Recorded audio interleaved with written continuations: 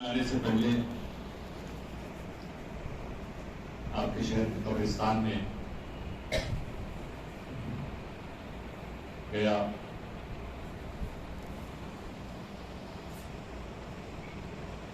یوسف بھائی مرحوم، ہمارے شہنواز بھائی کے والد گرامی اور وہ تمام لوگ جن کا وصال ہوا، ہم لوگوں نے ان کی ارواح کو اصالِ ثواب کیا. وہاں ان پر اپنے اور سب کے حق میں دعائیں کی.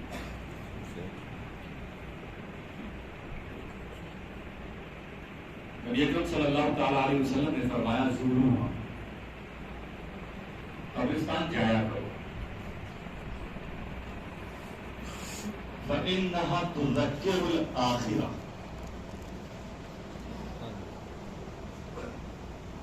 کیونکہ یہ قبریں جو ہیں یہ آخرت کی یاد دلاتی.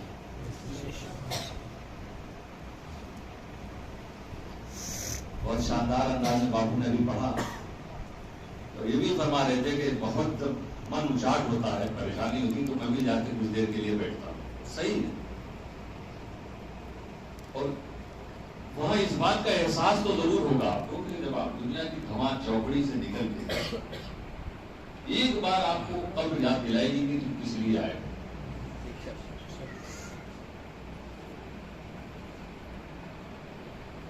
ہمارا اکثریت کا جو چلنا پھرنا اٹھنا بیٹھنا، جو زندگی گزارنے کا طرز ہے نا، جس اسٹائل میں ہم لائف گزار رہے ہیں آج امت مسلمہ کے اکثر افراد، تو انہیں دیکھ کے یہ لگتا ہے کہ ہمیں اپنی زندگی کا مقصد نہیں معلوم.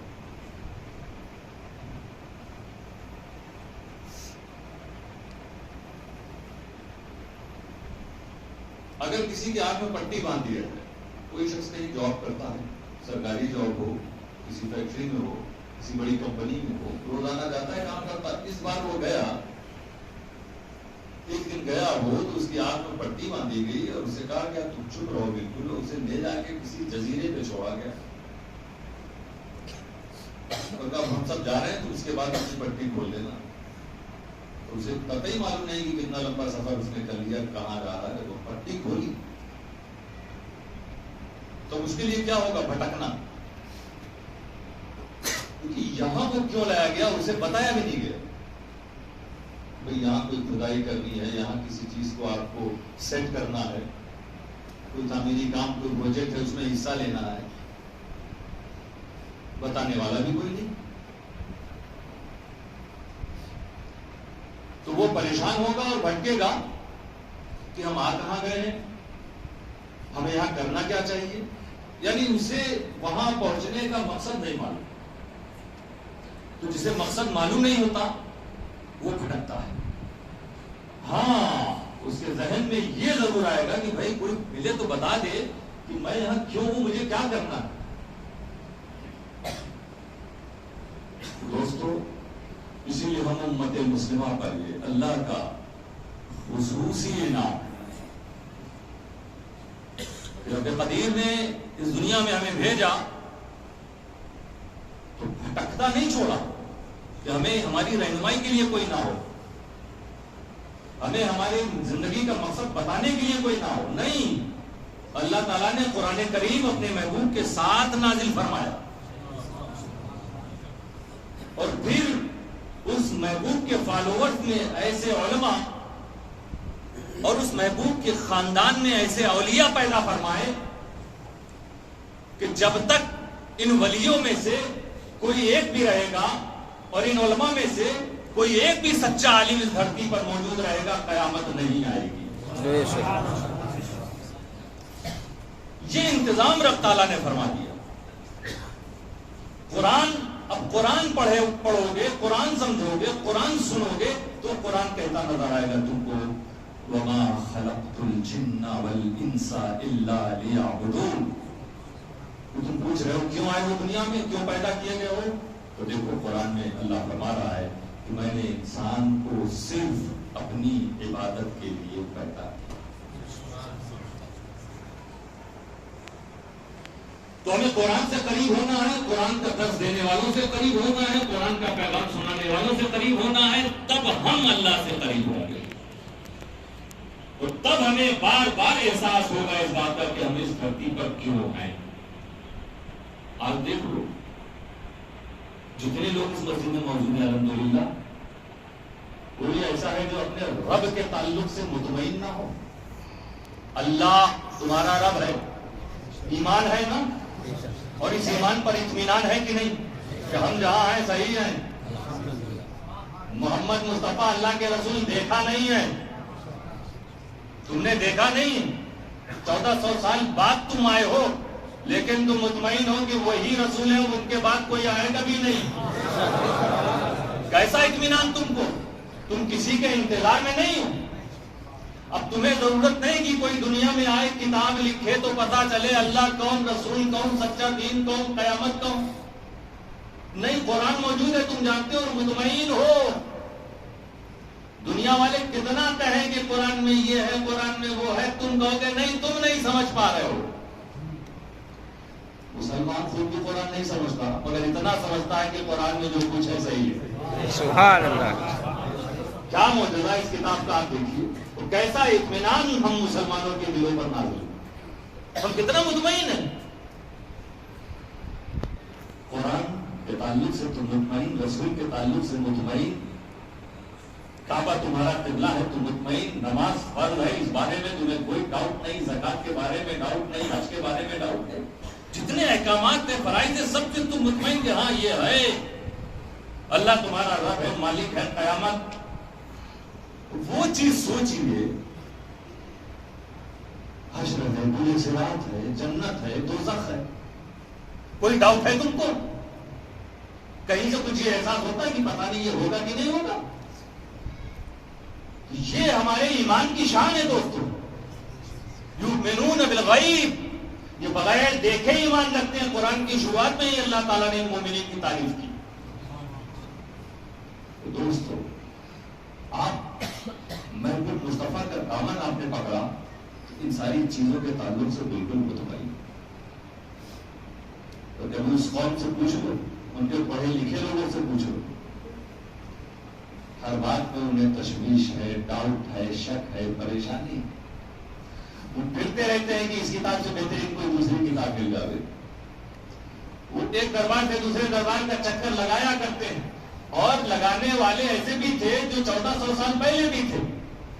کبھی اس میکدے میں گئے، کبھی اس میکدے میں گئے، جسے لوگ میکدہ کہتے تھے، کبھی کسی طرف گئے، کبھی کسی طرف گئے، لیکن جیسے ہی وہ فارس کا باشندہ محمد مصطفیٰ کی بارگاہ میں آیا تو سلمان فارسی بنتا نظر آیا۔ ایسا اطمینان، ایسا ایمان پختہ ہو گیا کہ رسول اکرم فرماتے ہیں کہ سلمان میرے اہل بیت میں سے۔ سبحان اللہ۔ ادھر ادھر بھٹ کے مختلف آقاؤں کی غلامی کی سکون و اطمینان نہیں ملا بلال کو، لیکن جب محمد مصطفیٰ کے سامنے آ گئے تو پیٹھ پہ کوڑے بھی پڑ رہے ہیں پھر بھی دل مطمئن نظر آ رہا۔ سبحان اللہ۔ آج بھی دوسری قوموں کا یہی حال ہے دوستو، چاہے وہ جس کے فالو کر رہے ہو، جس کو بھی فالو کر رہے ہو، جس کے بھی پیچھے چل رہے ہو، لیکن اطمینان کسی کو حاصل نہیں ہے، سکون کسی کو حاصل نہیں ہے۔ وہ بہتر سے بہتر کی تلاش میں ہوتے ہیں، وہ جس کی عبادت کرتے ہیں اس کے تعلق سے بھی انہیں شک و شبہ ہے، کبھی اپنے ہاتھوں سے بناتے ہیں، کبھی اپنے ہاتھوں سے توڑتے ہیں، کبھی پڑھتے نظر آتے ہیں، کبھی جلاتے نظر آتے ہیں۔ لیکن میرے دوستو، صرف ایک ہم مسلمان قوم ایسے ہے کہ ہم نے جس خدا کو خدا مان لیا ہے تو ہمارا دل کسی اور کی طرف جاتا ہی نہیں ہے۔ ہم نے محمد مصطفیٰ کو اپنا رسول مان لیا تو یہ کامل ایمان کے ساتھ ہم قرآن کو کتاب مان لی خدا کی، تو پورا اطمینان ہے کہ یہ خدا کی کتاب ہے۔ دوستو، جس دن ہم مسلمان قرآن کو سمجھنا شروع کر دیں گے تب اس امت کا کیا حال ہوگا؟ جس کا یہ ایمان ہو، جو اٹل ہو اپنی جگہ کی، ساری دنیا پریشان ہے، اور یہ بھی یاد رکھنا کہ تمہارے وجود کا سبب تمہارا قرآن ہی، ایسی کوئی کتاب نہیں ہے تمہارے پاس جس میں تبدیلیاں ہو رہی ہو، جس میں تکلیف ہو رہی ہو، جس میں چینجنگ ہو رہی ہو، ورنہ ایک سے ایک لوگ فرضی کام کر جاتے ہیں، فرضی کتابیں بن جاتی ہیں، مگر قرآن کریم میں ڈپلیکیٹ ابھی تک نہیں آیا کوئی۔ کیسی کتاب ہے آپ دیکھو، کبھی کسی نے کوشش بھی کی تو وہیں پکڑا گیا جہاں کوشش کی. ایسی بھی چھپی کتابیں چھپائی اسلام کے دشمنوں نے کہ قرآن میں کچھ اضافہ کر دیا اور اس کو مارکیٹ میں دے دیا. پہلا خریدار جب دکان میں پہلا خریدار دکان کو پہنچا، قرآن خریدنے والا تو دینے والے نے وہی کتاب دی اور وہ خود حافظ تھا، قرآن یاد تھا اس کو. ہوتا نا آدمی کوئی ایک بار دیکھتا ہے، جب اس نے اٹھا کے کھولا تو وہی پیش کھلا جس میں تبدیلی کی گئی تھی. اللہ. ابھی وہ کتاب اور نسخہ کسی دوسرے کے پاس نہیں پہنچا، اللہ نے راز کھول دیا. تو یہ رب فرماتا ہے کہ انا نحن نزلنا الذکر، قرآن ہم نے نازل کیا، وَإِنَّا لَهُ لَحَافِظُونَ، اور ہم ہی اس کی حفاظت کریں. تو میرے دوستوں، کوششیں دشمنوں نے بہت کی لیکن وہ ناکام ہو رہا ہے. آج ہم مسلمانوں کو ضرورت ہے کہ اگر ہمیں اپنے مقصد حیات کو پہچاننا اور پہچاننے کے ساتھ اس مقصد کو پورا بھی کرنا تو ہمیں قرآن کے قریب ہونا پڑے گا. دو چیزیں رسول نے چھوڑی، کتاب اللہ اور رسول کی اولاد. یہ دونوں چیزوں کو مضبوطی سے پکڑو. الحمدللہ آپ کی بستی میں بھی سادات کرام، قرآن ہر گھر میں موجود ہے، بستی بستی میں سادات کرام موجود ہے. ان سے محبت ضرور کرنا. امام شافعی جیسا عالم محدث مفسر کہتا ہے یا آل بیت رسول اللہ انا حبکم ورد من اللہ فی القرآن انزلا، کہ اے اولاد رسول کے گھر والوں، تم سے محبت کرنا فرض ہے اور یہ حکم میرا حکم نہیں، یہ تو اللہ نے قرآن میں نازل کیا. آج آپ کی اس بستی میں اس سے پہلے بھی میں آیا ہوں، مگر اس بار جو میں نے آنے کا ارادہ کیا تھا قادری باپو علیہ رحمۃ وصال ہوا اور ان کے وصال کے بعد سے ہماری آمد بھی نہیں ہو رہی. اور بھی ہمارے احباب جن کے ساتھ کبھی اٹھنا بیٹھنا ہوا تھا، کورونا پیریڈ میں ان کا بھی وصال ہوا. ایک دردناک حادثے میں قادری باپو وصال فرما گئے، لیکن انشاءاللہ انہوں نے جو خدمتیں کی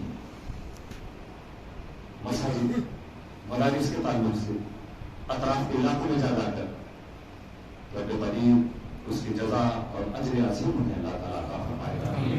اور اللہ تعالیٰ ان کے برادران کو، صاحبزادگان کو، اطربا کو اور وابستگان کو صبر جمیل عطا فرمائے. ساتھ میں اور جو لوگ وصال کر گئے ہیں آپ کے گھر والوں میں سے رب قریب ان سب کی بے حساب مغفرت فرمائے. سب کو بزرگوں کا ساتھ رکھا. تو رسول کے ایک شہزادہ ہم نے گویا ہے، لیکن اب ان کی جو مرادیں تھیں، جو ان کی تمنائیں تھیں، انشاءاللہ تعالیٰ یہ شہزادگان اور آپ سب مل کر اسے پورا کریں. کام کرتے رہیے، کیونکہ ہر اچھے کام کو آپ یہ سمجھ لیجیے کہ یہ رسول کے گھر کا کام. امام پاک نے بچانے کی کوشش نہیں کی ہے، لیکن امام حسین دین کے لیے ایک ایک کو قربان کیا تاکہ اس قربانی سے امت سبق لے اور ہمیشہ ہمیشہ دین کو بچانے اور پھیلانے کی خدمت انجام دیتی ہے. امام پاک سے سچی محبت اسی کو ہوگی جو امام حسین کا صرف نام نہ لیتا ہو، صرف ان کا نعرہ نہ لگاتا ہو، صرف ان کی محفلیں نہ سجائے. یہ کرنا چاہیے، مگر صرف اسی کا نام امام حسین سے محبت نہیں. اگر ان ساری چیزوں کے ساتھ تم دین کی، سنیت کی، صحیح عقیدے کی، علم کی، امت کی خدمت کا کام بھی شروع کرو گے تو امام حسین تم سے راضی ہو جائے گے. پھر وہ سمجھیں گے کہ ہاں کربلا کا جو میرا درس تھا، میری قربانی کا جو پیغام تھا، میرے اس چاہنے والے نے اس کو اپنا لیا. ایسے ہی کاموں کو آگے بڑھانے کے لیے الحمدللہ محسن اعظم مشن کی برانچ آپ کے بیچ میں کام کر رہی ہے. قبرستان سے پہلے میں وہ اسکول اور مدرسے کے نام پر جو ایک مرکز بن رہا ہے اس کو دیکھنے گیا. الحمدللہ بہت خوشی ہوئی. کام ابھی ادھورا ہے اور اسے پورا کرنا آپ کی ذمہ داری ہے. ہر طرف آپ حالات دیکھ رہے ہیں. ہم اپنے بچوں کے لیے، اپنے قوم کے لیے، اپنے ملک کے لیے، ملک کے بھوشیہ کے لیے ہم سب کو آگے بڑھنا ہوگا. جس نیک نیتی کے ساتھ اس اسکول کو اور مدرسے کو قائم کیا جا رہا ہے وہ آنے والی نسلوں کی حفاظت کے لیے دوستوں. اور ایسا ایک نہیں، اگر آپ حضرات چاہ لیں گے تو ہر جگہ ایسے ہی بنے گا. 2 बड़े बड़े रूम हैं, आगे भी जमीन ली गई है। देखा मैंने, बहुत तबीयत खुश हुई। तो ये काम ऐसे रुकना नहीं चाहिए। माशाअल्लाह आप इन लोगों के ताउन से वो आगे बढ़ा और चल रहा है काम, मगर हम यही दुआ करेंगे और इंशाअल्लाह ताला आपसे उम्मीद रखेंगे कि ये आप ही के इलाके का काम है, इसको जितनी जल्दी पूरा करना आप पूरा करें, क्योंकि यहाँ फरिश्ते उतरने का इंतजार कर रहे होंगे, क्योंकि जहाँ इल्म दीन सिखाया जाता है वहाँ फरिश्तों का नुज़ूल होता है। और उस बस्ती में कितनी बरकतें नाज़िल होंगी जब उस बस्ती के बच्चे जो ऐसी जगह खतराए जा रहे हों कि जहां उनका ईमानो अकीदा बिगड़ सकता है। कभी कभी इल्म के नाम पर भी अकीदे को बिगाड़ दिया जाता है। तो जहां कहीं भी ऐसी किरण आपको नजर आवे, क्योंकि आप उन उलमा, उन मशाइख, उन सादात के दामन से वाबस्ता हैं जिन्होंने दीन और सुन्नियत के लिए कुर्बानियां दी। आज इमाम अहले सुन्नत इमाम अहमद रज़ा का ये कलाम पढ़ा जा रहा था, कितनी दिक्कत तारीफ हो रही थी, कितना अच्छा लग रहा था। ऐसा लग रहा था कि वाकई में किस मस्ती के आलम में उन्होंने लिखा होगा, जब लिखा होगा, जब हम लोगों का सुनने के बाद ये हाल होता। तो दोस्तों, ये वो उम्मत के सरदार लोग थे जिन्होंने कलम चलाई है, कदम चलाया है सुन्नियत को बचाने के लिए। हमें बेदार रहना होगा, अपनी नींद से जागना होगा। हम बच गए हैं अपने इन सरदारों की वजह से, आने वाली नस्लों को बचाना हमारी अपनी जिम्मेदारी। तो कभी भी ऐसी कोई भी तंजीम, कोई भी ट्रस्ट, कोई भी ऑर्गेनाइजेशन ऐसा काम कर रहा हो तो आपको पढ़ के उसका साथ देना चाहिए। ये नहीं देखा जाएगा कि ये अपना है कि उनका है कि इस पीर का है कि उस पीर का है, इस सिलसिले का है कि उस सिलसिले का है। ये सारे फर्क को मिटा के ये देखना होगा ये अहले सुन्नत वल जमात का है, ये रसूल अकरम के वफादारों का है, ये इमाम पाक के चाहने वालों का है, ये हजरत निजाम सरकार की बारगाह में दिल और सर झुकाने वालों का। तो इनको जुम्मों का भी फैज मिलेगा। तो जहां भी सबको आप अपने वक्त निकालिए, आपको अल्लाह ने जो कुछ अता किया उसमें से कोशिश कीजिए कि हमारा ये जो रब ने अता फरमाया है ये हम क्यों ना उस काम में लगावे जिससे रब राजी हो जाए। दोस्तों, जिंदगी का मकसद यही हमारा, अल्लाह ने फरमाया है कि मैंने जिन और इंसान को सिर्फ अपनी इबादत के लिए पैदा किया। तो याद रखना, इबादत का मतलब सिर्फ नमाज, रोजा, ज़कात, हज नहीं होता। जहां जहां भी दीन वो जरूरत तुम्हारी पड़ जाए उस वक्त तुम बढ़ के उस काम को पूरा करो, ये खुदा की इबादत है। इन नमाज के साथ नमाज को सजाओ। कभी कभी तकरीर का मकसद ये ना समझ ले कोई कि भाई अब नमाज पढ़ने की जरूरत नहीं, नमाज फर्ज है, ज़कात फर्ज है, इसके बगैर तो काम ही नहीं चलता। वो कितना भी ऐसा भी बड़े बड़े विलायत का, करामत का दावा कर दे, अगर वो नमाज नहीं पढ़ रहा और होश और हवास में है तो धोखा है, धोखा हो गई। इश्क की कहानी झूठ, छा गए गुल हवस जमाने पर, बन गई इश्क की कहानी झूठ। अहले बातिल को बोलते देखा कलमा हक मगर मानी झूठ, और उनको हक ने बनाया हक सैयद, हक की होती नहीं कहानी झूठ। मुहद्दिस आज़म ने फरमाया। तो झूठों की बस्ती है, झूठ अलग अलग लिबासों में आते हैं। आपको लगेगा कि कोई बड़ा साहिब करामत चल रहा है, नहीं, देखो देखो मुस्तफा सल्लल्लाहु अलैहि वसल्लम की सुन्नतों पर कितना अमल कर रहा है, अल्लाह के हुक्म पर कितना अमल कर रहा है। और यह इकराम फरमाते हैं कि इताअत मुस्तफा ये कसौटी है जिससे वलीउल्लाह पहचाना जाता है। अल्लाह का वली हम जो होशो हवास में है नहीं, उनकी बात नहीं करते हैं, क्योंकि दीवानों को कितनी रियायत है, उनके जिम्मे कोई काम नहीं। जो मुहद्दिस आज़म फरमाते हैं, ऐ बज़्म शरीयत जिंदाबाद, ऐ बज़्म तरीक़त जिंदाबाद। तो वो जो मस्ती के आलम में है, खुदा के इश्क में ऐसे भी अल्लाह के बंदे ऐसा डूबते हैं तो समझ ही में नहीं आता कि वो किस हाल में है, कब है। और कभी कोई पूछने वाला पहुंचता भी है, कोई अगर डाउट किसी को हो भी जाता है किसी ऐसे मजलूम से मिलने के बाद, क्योंकि औलिया किराम में ऐसे मजलूम भी मौजूद हैं कि आने वाला आम आदमी सोचता है कि क्या बात है कि मैं देखता हूँ ये नमाज नहीं पढ़ते, इनको कभी नमाज पढ़ते नहीं देखा। तो आप जानते हैं उनके हाल क्या है? वो अपनी कोठरी में बंद है, تو جس مہمان کے دل میں یہ شبہ پیدا ہوا وہ باہر تھا، رات کا وقت ہو گیا، اس نے سوچا صبح ملاقات کریں گے، اس کے دل میں خیال پیدا ہو گیا، کہاں سے آ گیا وہی جانے، لیکن یہ خیال پیدا ہوا ملاقات کے لیے آیا تھا، محبت سے آیا تھا، فیض لینے آیا تھا، سوچا اب تو صبح ہی ملاقات ہوگی۔ صبح 10 بجے جب وہ امیر ملت سید امیر اشرف کی بارگاہ میں گیا، سلام کیا تو وہ کہتے ہیں وعلیکم سلام بابو، ہم لوگوں کی نماز کے چکر میں تم نہ رہا کرو، یہ پتہ لگانے کی کوشش مت کیا کرو کہ ہم نماز پڑھتے ہیں کہ نہیں پڑھتے ہیں، پڑھتے ہیں تو کیسے پڑھتے ہیں۔ تو یہ مجذوب ہوتے ہیں، یہ دیوانے لوگ ہوتے ہیں، آپ سوچیے دلوں کے حال کو جانتے ہیں۔ وہ بھی سمجھ گئے کہ شبہ پیدا ہوگا، اس شخص کے دل میں تو اور عقیدہ پیدا ہو گیا نا۔ تو جو ہوش و حواس میں نہ رہتے ہو، جو مگن ہو، جو جذبی کیفیت میں ہو، ہوش و حواس میں نہ رہنے کا مطلب جو جذبی کیفیت میں ہو، ان کی مثال نہ ہو، لیکن جو برابر کھاتا پیتا دکھ رہا ہو، دعوتوں میں بھی جا رہا ہو، ہر ایک چیز پر اچھی خاصی نظر بھی ہو، اور اس کے بعد نماز چھوڑ کے کہتا ہوں میں یہاں نہیں وہاں پڑھتا ہوں، یہاں نہیں وہاں پڑھتا ہوں، تو یہ دھوکا۔ تو ایسے ڈپلیکیٹ لوگوں سے بچاؤ اپنے آپ کو۔ انشاءاللہ تعالیٰ یہ راجپور پورہ کی بستی اولیاء کرام سے محبت کرنے والی بستی ہے۔